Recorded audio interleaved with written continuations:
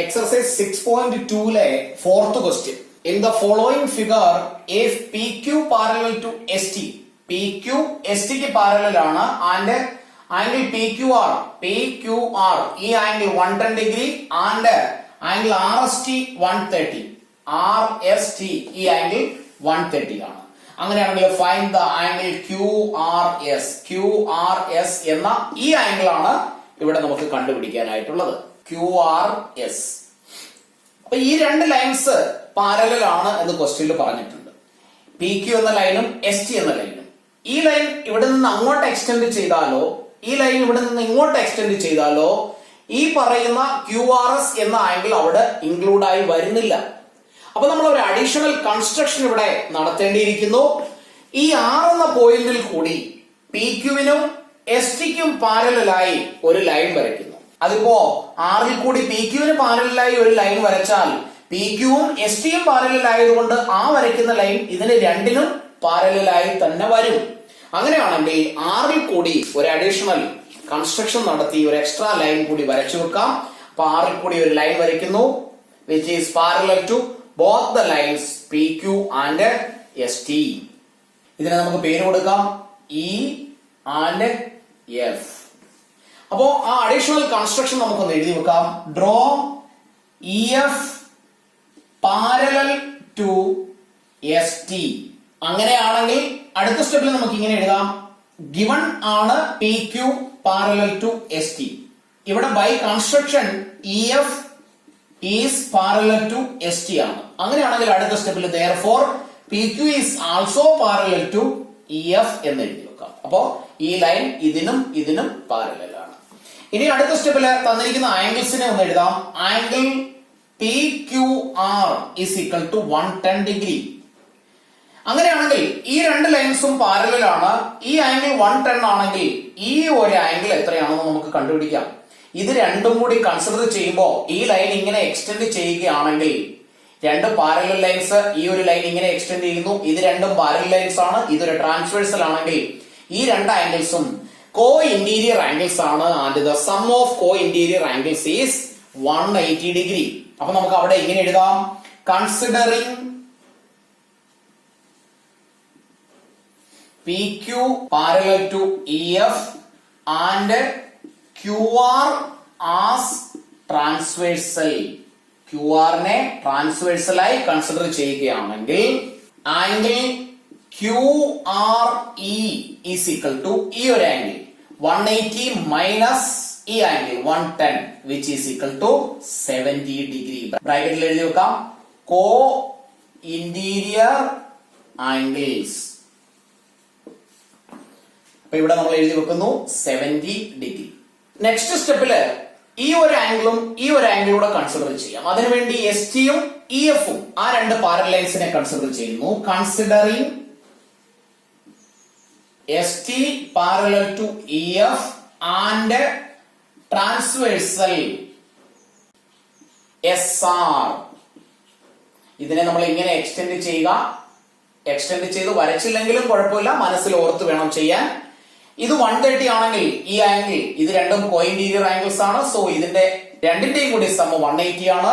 അങ്ങനെയാണെങ്കിൽ SRF എന്ന് കണ്ടുപിടിക്കാം. Angle SRF is equal to 180 minus 130 which is 50 degree. ഇവിടെയും റീസൺ കോ ഇന്റീരിയർ ആംഗിൾസ്. അപ്പോ ഈ ആംഗിൾ നമുക്ക് 50 ഡിഗ്രി എന്ന് കിട്ടി. ഇവിടെ നമുക്ക് 50 ഡിഗ്രി എന്ന് എഴുതി വെക്കാം. ഇനി നമുക്ക് കണ്ടുപിടിക്കേണ്ടത് അല്ലെങ്കിൽ ക്വസ്റ്റ്യൻ പറഞ്ഞിരിക്കുന്നത് QRS എന്ന ഈ ആംഗിൾ കണ്ടുപിടിക്കാനാണ്. ഈ മൂന്ന് ആംഗിളും ഒരു ലൈനിൽ തന്നെയാണ് വരുന്നത്. ഇതിന്റെ മൂന്നിന്റെയും കൂടി സം 180 ഡിഗ്രി ആണ്.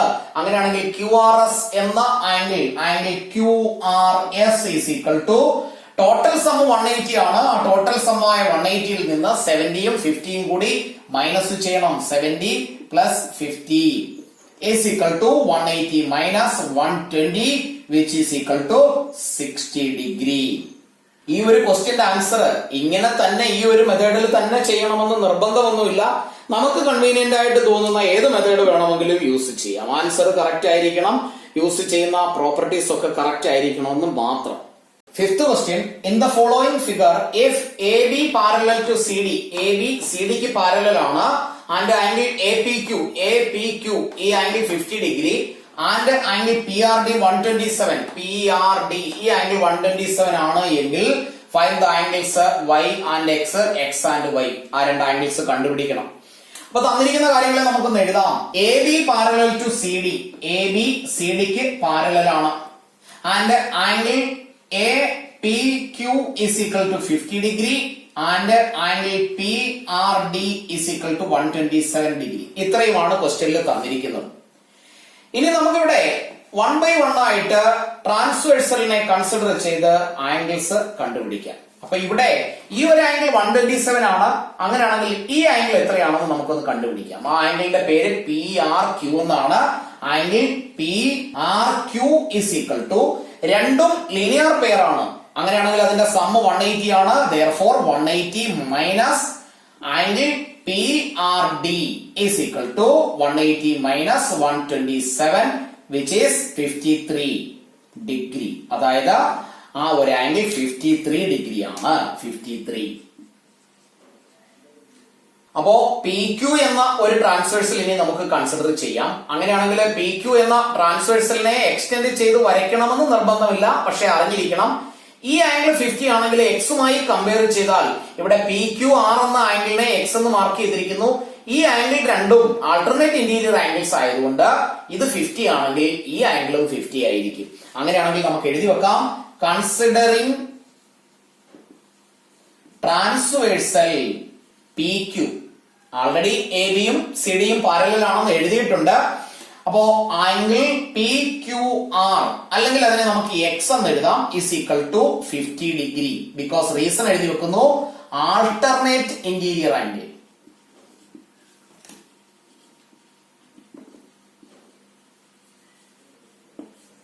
Alternate interior angles.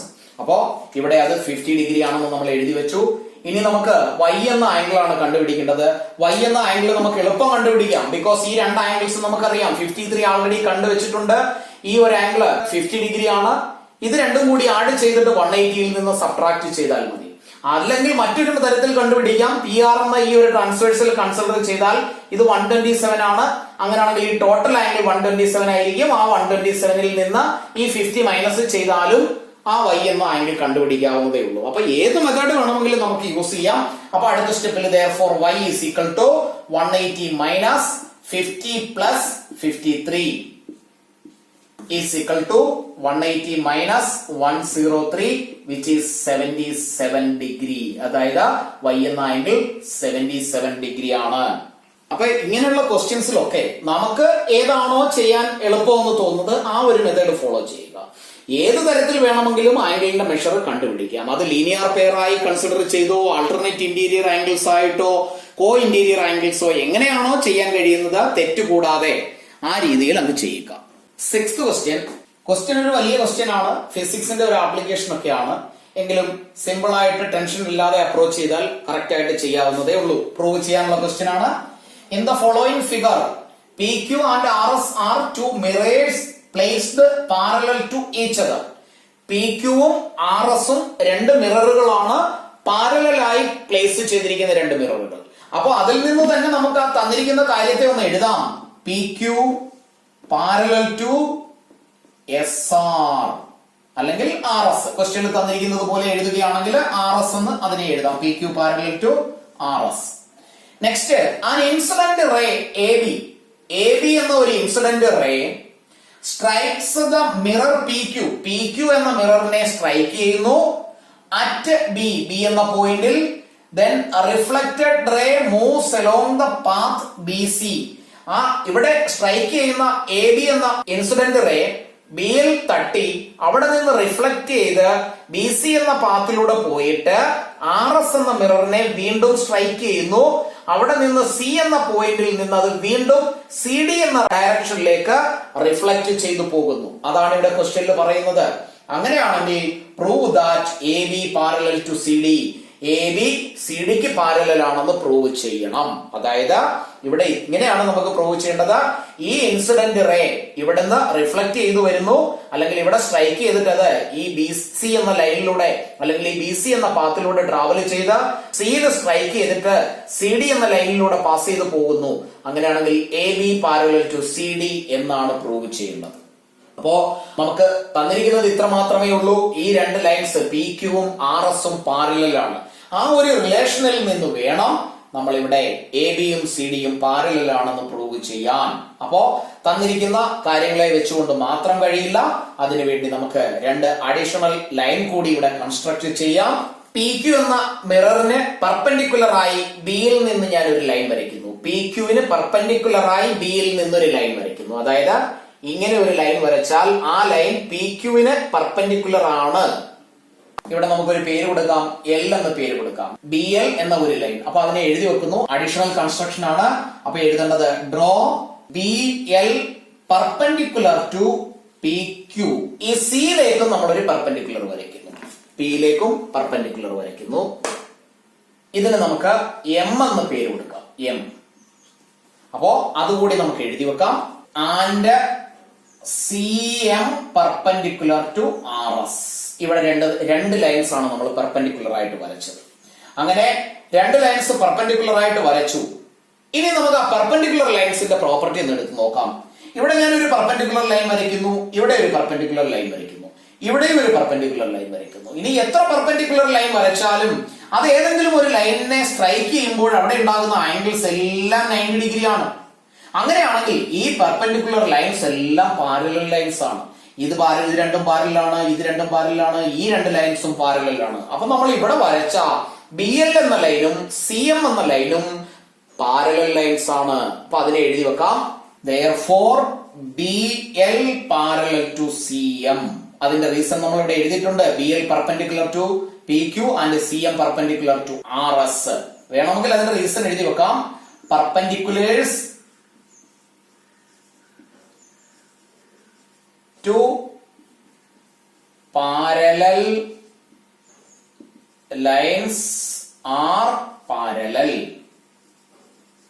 അതായത് ഒരു പാരലൽ ലൈനിലേക്ക് വരയ്ക്കുന്ന പെർപെൻഡിക്കുലർ, ഈ പി ക്യു എന്ന ലൈനിലേക്ക് വരച്ച ഈ ഒരു പെർപെൻഡിക്കുലറും ആർ എസ് എന്ന ലൈനിലേക്ക് വരച്ച സി എം എന്ന പെർപെൻഡിക്കുലറും പാരലൽ ആണ്. ബിക്കോസ് ആൾറെഡി പി ക്യുവും ആർ എസും പാരലൽ ലൈൻസ് ആണ്. ഇനി നമുക്കിവിടെ ബി സി എന്ന ഒരു ട്രാൻസ്വേഴ്സൽ കൺസിഡർ ചെയ്യാം. Considering transversal B C, considering transversal BC എന്ന ട്രാൻസ്വേഴ്സൽ കൺസിഡർ ചെയ്താൽ അവിടെയുള്ള ആൾട്ടർനേറ്റ് ഇന്റീരിയർ ആംഗിൾസിനെ നമുക്ക് നോക്കാം.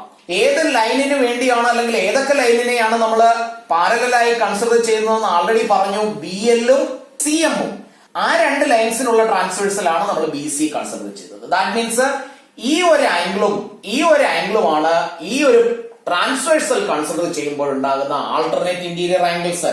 ഇവിടെ നമ്മൾ ഈ ഒരു ആംഗിൾ മാർക്ക് ചെയ്യുകയാണെങ്കിൽ ഇതിനെ നമുക്ക് ഇൻസിഡന്റ് റേ ആണ്. ഇൻസിഡന്റ് റേ ഈ ഒരു പെർപെൻഡിക്കുലറുമായി ഉണ്ടാക്കുന്ന ആംഗിൾ ആണ്.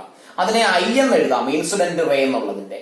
ഇവിടെ വന്നിട്ട് ഇത് റിഫ്ലക്ട് ചെയ്തു പോകുന്നു, അതുകൊണ്ട് ഈ ഒരു ആംഗിളിനെ നമുക്ക് ആർ എന്ന് എഴുതാം, റിഫ്ലക്റ്റഡ് ആംഗിൾ. അപ്പോ ഇത് ഐ, ഇത് ആർ. അങ്ങനെയാണെങ്കിൽ ഇവിടെയും അതുപോലെ എഴുതിയാൽ ഇവിടെ ഇൻസിഡന്റ് റേ ആണ്, ഇത് റിഫ്ലക്റ്റഡ് റേ ആണ്. അപ്പൊ ഞാൻ ഇവിടെ ഈ ട്രാൻസ്വേഴ്സൽ കൺസിഡർ ചെയ്തതാണ് എഴുതിയത്. അങ്ങനെയാണെങ്കിൽ എൽ ബി സി എന്ന ഈ ആംഗിൾ ബി സി എം എന്ന ആംഗിളിന് ഈക്വൽ ആണ്. അപ്പൊ ഞാൻ അതിന് എഴുതി വെക്കുന്നു. Angle L B C is equal to angle M C B.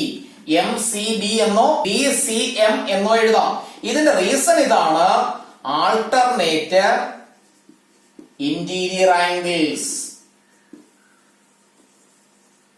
അപ്പോ ഈ ഒരു ആംഗിളും ഈക്വൽ ആയി.